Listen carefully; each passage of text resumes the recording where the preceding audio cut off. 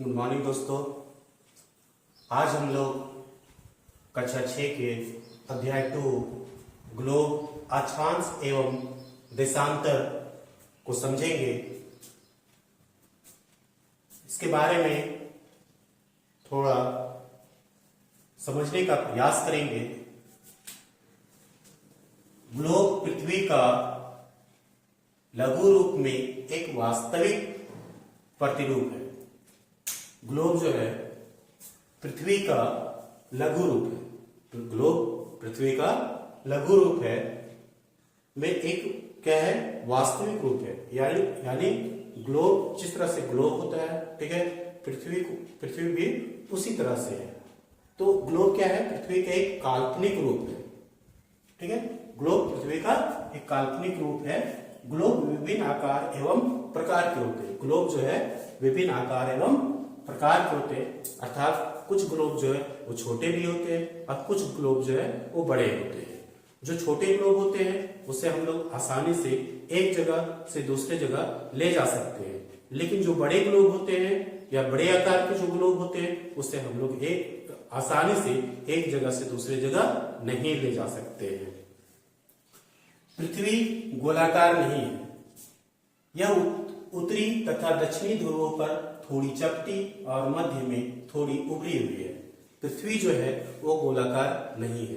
पृथ्वी जो है वह उत्तरी ध्रुव में तथा दक्षिणी ध्रुव, पृथ्वी उत्तरी ध्रुव तथा दक्षिणी ध्रुव में थोड़ी चपटी और मध्य में थोड़ी उभरी हुई है। अर्थात हम लोग ग्लोब को समझेंगे तो ग्लोब का आकार जो है वो ऐसा होता है। ग्लोब जो है हम लोग देख रहे हैं कि ग्लोब जो है वो इस आकार का होता है और ग्लोब इससे भी बड़ा भी हो सकता है, इससे छोटा भी हो सकता है। ठीक है, तो ग्लोब जो है इस तरह से होता है, जो हम लोग कहीं पे भी ऑफिसों में भी देखते हैं, ठीक है, घरों पर भी देखते हैं ग्लोब को रखे हुए। एक सुई ग्लोब में झुकी हुई अवस्था में स्थित है जिसे अक्ष कहते हैं। ग्लोब पर जो है एक सुई है, ये सुई है जिसे हम लोग क्या कहते हैं, अक्ष कहते हैं। क्या कहते हैं, अक्ष कहते हैं। ग्लोब के वे दो बिंदु जिसे होकर सुई गुजरती है उत्तर एवं दक्षिणी ध्रुव कहते हैं। ग्लोब के जो है ये जो गुजर रही है ये और इस, तो इसे जो है उत्तरी ध्रुव बोलते हैं और इसे जो है दक्षिणी ध्रुव कहते हैं। हालांकि में पृथ्वी पर जो है इस तरह से किसी भी प्रकार का कोई जो है सुई नहीं है। यह एक काल्पनिक है जिसे हम लोग अक्ष कहते हैं। पृथ्वी के बीचों बीच गुजरने वाली काल्पनिक रेखा विषुवत वृत्त कहलाती है। पृथ्वी के बीचों बीच जो गुजरने वाली रेखा है, पृथ्वी के बीचों बीच जो गुजरने वाली रेखा है उसको हम लोग विषुवत वृत्त कहते हैं। विषुवत वृत्त जो है वह 0 डिग्री का होता है। विषुवत वृत्त जो है वो पूरे गोलार्ध को, ये पूरा, इसे जो है पूरा गोलार्ध कहते हैं। ये पूरे गोलार्ध को जो है वो 2 भागों में बांटती है।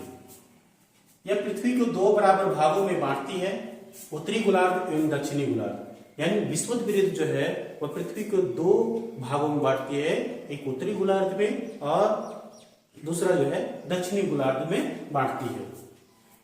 विषुवत रेखा से ध्रुव तक सभी समांतर वृत्त अक्षांश रेखाएं कहलाती है। अक्षांशों को अंश यानी डिग्री में मापा जाता है। विषुवत रेखा से ध्रुव तक, विषुवत वृत्त से ध्रुव तक, इधर उत्तरी ध्रुव और इधर दक्षिणी ध्रुव तक, ये जो लाइन खींची जाती है, ये जो लाइन इस तरह से, ये इसे जो है हम लोग अक्षांश कहते हैं। उसी तरह से इधर भी ये खींची जाएगी, तो इसे क्या कहते हैं, अक्षांश रेखा कहते हैं। इसे हम लोग डिग्री में या अंश में मापते हैं। विषुवत रेखा से किसी स्थान की कोणीय दूरी उस स्थान का अक्षांश कहलाता है।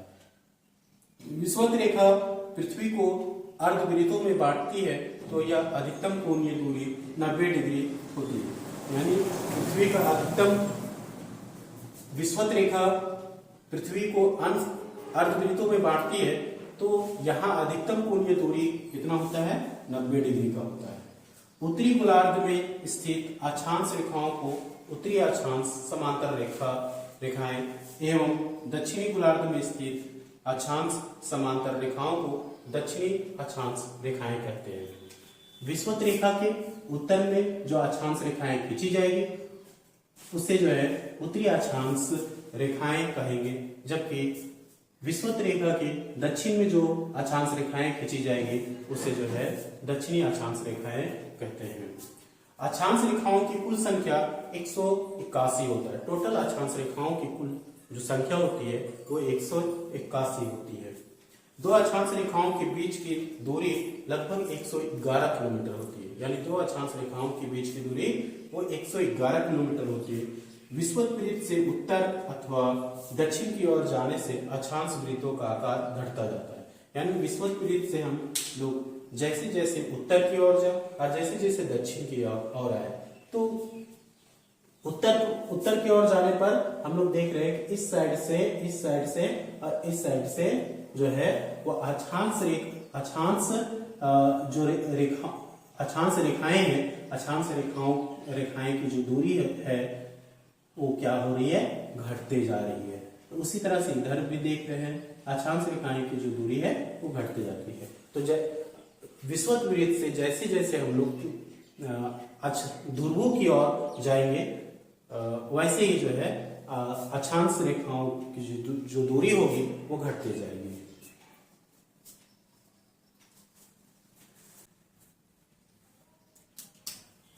विषुवत रेखा से किसी समान कोणीय दूरी वाले स्थानों को मिलाने वाली रेखाओं को अक्षांश रेखा कहते हैं।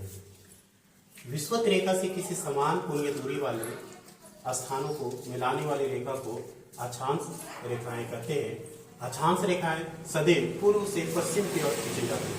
यानी अक्षांश रेखाएं जो है सदैव जो है पूर्व से पश्चिम की ओर खींची जाती है। ठीक है, महत्वपूर्ण अक्षांश रेखाएं देखेंगे कि कुछ महत्वपूर्ण अक्षांश रेखाएं होती है।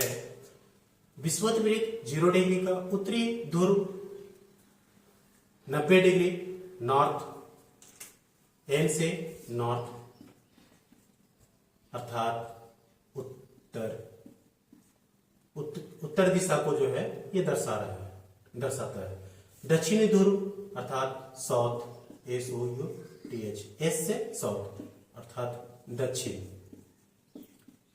दक्षिण दिशा को दर्शाता है। विषुवत वृत्त जो है 0 डिग्री का होता है। उत्तरी ध्रुव वृत्त 90 डिग्री नॉर्थ, दक्षिणी ध्रुव 90 डिग्री साउथ। उत्तरी गोलार्ध में कर्क रेखा 23.5 डिग्री नॉर्थ, दक्षिणी गोलार्ध में मकर रेखा 23.5 डिग्री साउथ। उत्तरी गोलार्ध में उत्तरी ध्रुवीय वृत्त 66.5 डिग्री नॉर्थ, दक्षिणी गोलार्ध में दक्षिणी ध्रुवीय वृत्त 66.5 डिग्री साउथ। इसे हम लोग चित्र के भी माध्यम से समझेंगे। ये 0 डिग्री विषुवत रेखा है, ये 0 डिग्री विषुवत रेखा है। 23.5 डिग्री विषुवत रेखा से ऊपर जाए 23.5 डिग्री तो कर्क रेखा होती है। 23.5 डिग्री कर्क रेखा से ऊपर 66.5 डिग्री ये उत्तर ध्रुवीय वृत्त। 66.5 डिग्री से 90 डिग्री उत्तर की ओर उत्तर ध्रुवीय वृत्त।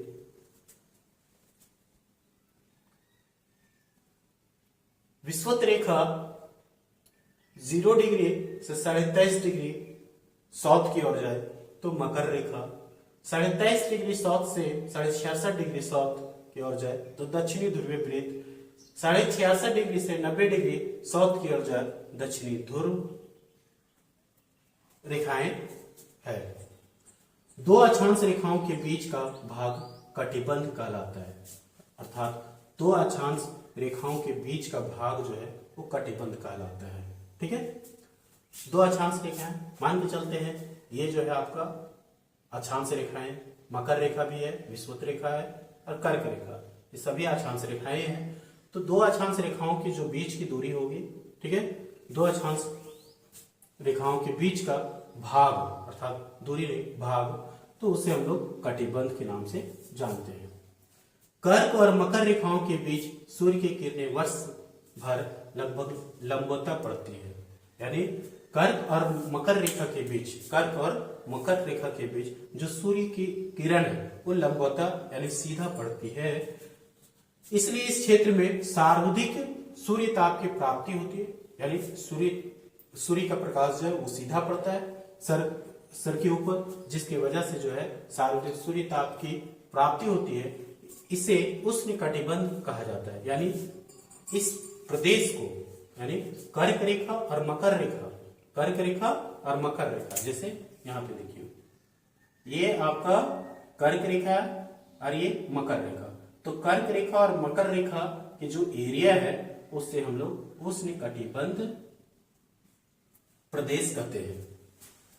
अर्थात यहाँ पे जो है सूर्य की जो सूर्य ताप की प्राप्ति होती है, सूर्य ताप प्राप्त होता है वो सीधा सर के ऊपर होता है, यहाँ इस एरिया से, ये क्षेत्र से इस क्षेत्र की।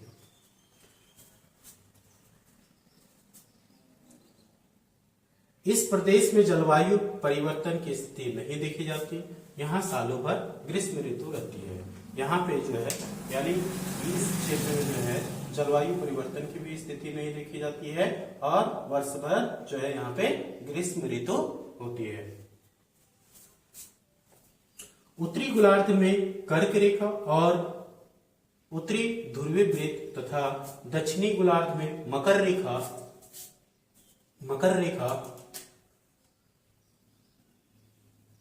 एवं दक्षिणी ध्रुवीय वृत्त के बीच वाले भाग का तापमान मध्यम होता है। इसलिए इसे शीतोष्ण कटिबंध कहते हैं। इस क्षेत्र में जलवायु परिवर्तन की स्थिति देखी जाती है, यानी उत्तरी गोलार्ध में कर्क रेखा और उत्तरी ध्रुवीय वृत्त तथा दक्षिणी गोलार्ध में मकर रेखा एवं दक्षिणी ध्रुवीय वृत्त के बीच वाले भाग का तापमान मध्यम होता है, यानी